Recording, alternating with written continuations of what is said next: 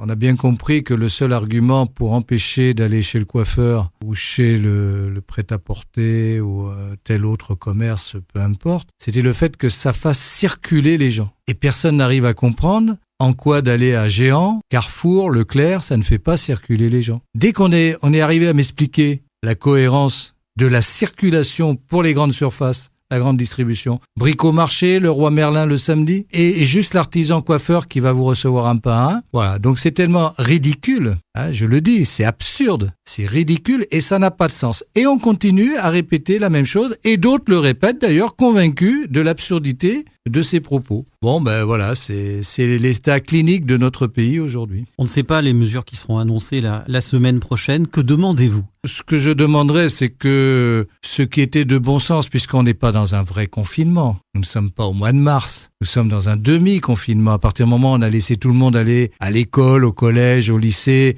travailler sur les chantiers, être artisan, donc on pouvait laisser les commerces dits non essentiels, ce qui est quand même discriminatoire comme c'est pas possible, quoi. Je fais un commerce non essentiel. Je sers à rien, quoi, dans la vie. Donc je vole les gens implicitement. En plus, je les mets en danger. Vous vous rendez compte un peu ce que ça suppose, des phrases pareilles répétées à longueur de journée, presque de manière banale. Donc je demande simplement, bien sûr, l'ouverture de bon sens, puisqu'on a toléré les grandes surfaces, puisqu'on a tout toléré. Pourquoi voulez-vous que ma coiffeuse d'à côté puisse pas recevoir un client l'un après l'autre, quoi, avec les précautions nécessaires? Mais ce que je crains, c'est qu'on va en rajouter une couche sur le protocole sanitaire qui va faire qu'il y a des commerçants qui n'ouvriront pas parce qu'ils seront pas en état de pouvoir le faire. Mais c'est grave ce qui s'est passé, d'avoir désigné du doigt des gens qui n'étaient pas fréquentables et qui sont des petits artisans, des petits commerçants qui ont des charges. Alors on dit on les aide.